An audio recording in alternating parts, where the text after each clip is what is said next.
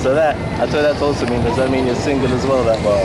Yeah, I am single, man. Single, celibate. I'm 26 now, and I'm celibate, man.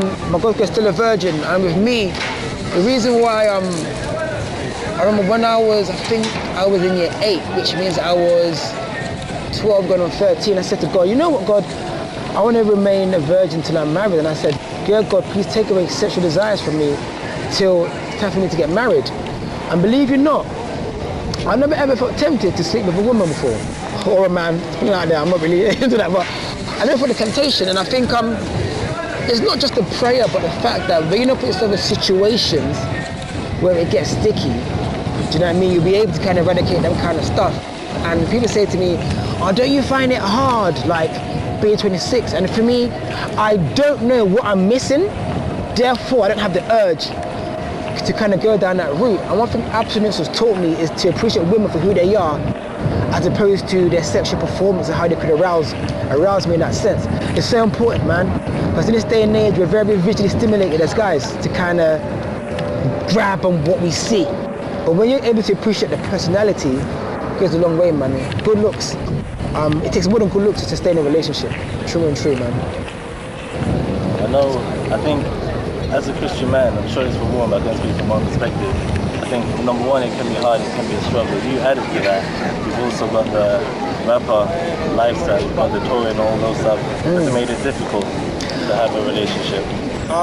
Okay, so being in a relationship as a rapper, as a guy on the road, not really. I have spoken to girls, I've been open about that.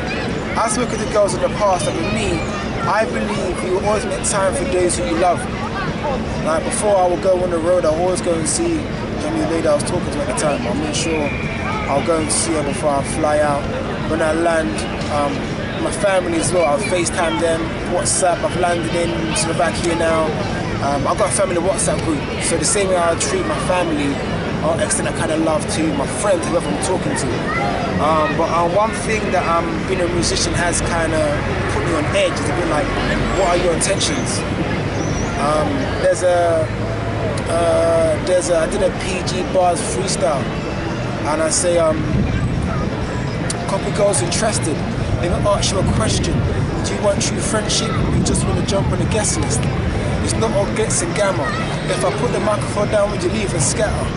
You pray for me when I'm down and out. Wait for me when I'm out of town. Say believe when I'm starting to doubt. Then my A to C when I'm out of town. Do you know what I mean? Them kind of things where like, it's more than just music, man. Like, would you actually be there for me if I want a musician?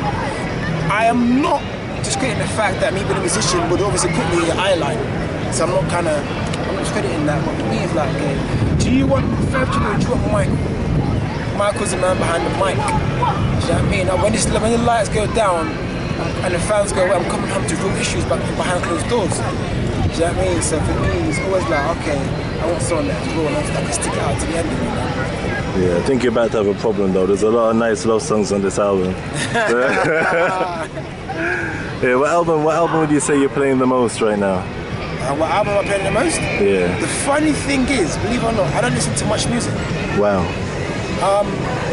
It's really weird, and I want to get into it. Reason being is, because it takes me so long to do my own songs, I'm just constantly in my zone. Like, should I re-record that verse? Was that good enough? How does that sound? Etc, etc, etc. So because of that, I'm constantly in that.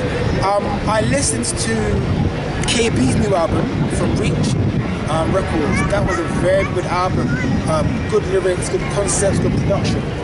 I also listened. I tried to listen to I listened to some Kendrick. I think I listened to the popular ones like he's a very creative gentleman, man, but I haven't listened to the whole album. Unless I'm on the motorway or on a plane, I don't have time to actually listen to music through and through, man. So most recently will have to be KB and also A-Star's EP, Revolutionary EP. I listen to those people, projects as of late. So yeah, man. Yeah, that explains a lot. That kind of explains why the sound's so unique. I feel even subconsciously sometimes a lot of music ends up sounding all the same just because people are kind of borrowing your hearing and influenced by what's going on the radio. That explains the uniqueness of things there, man. Alright. So apart from that, Tunnel Vision itself then, your album, what's the thinking behind that? The album itself? Yeah, what's the concept, Tunnel Vision? But the album's called Airborne. Tunnel Vision is a single. And with the album, Airborne is about literally seeing your dream aspirations take off, man. And a lot of the themes in the album make sense. The theme song's called Take Off, the first song. The second song's called Tunnel Vision. A song called Gravity, a song called Going Home. Take Off, it does what it says in the tin. It's making setbacks, man. Just literally do it. The last 4 bars is don't let the sin belittle you. Nothing is impossible. You can do what you're willing to. You will face some obstacles and some people will ridicule.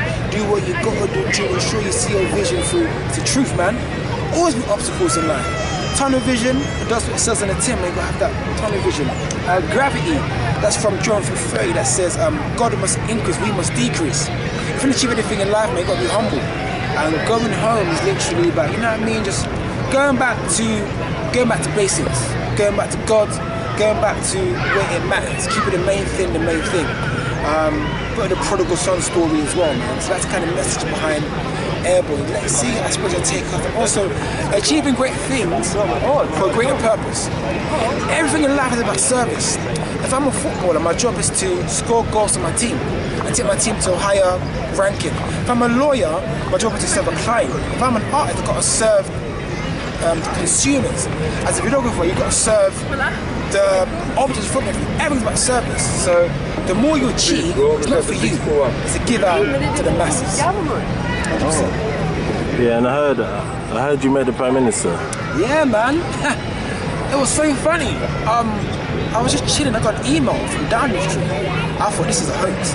Because the email was events at downingstreet.gis.gov. It was like a really long-winded email, so I thought this is a joke. So you know what, let me just call the number. So I rang this, oh hi, you're through to Downing Street switchboard. I was like, whoa. I was like, hi, I just got an email from the Prime Minister. I don't know if it's real or not, I'm sorry, but I don't know. Oh, what's your name? Oh, I'm Faith Child. Oh yeah. He wants you to come down for tea and have a nice little sit down. I was like, wow, okay, so you are so humble about that. I don't know. And apparently he likes my music. Wow. How do you, it's amazing how far your music can reach. I remember I sent a tweet once, I did a telephone interview for a radio station in Ukraine, and they quoted a tweet from me. I'm like, dude, like I'm like chilling probably like in the park, and you're quoting my tweets from London in Ukraine. And that shows the power and effect of social media. It's crazy, man.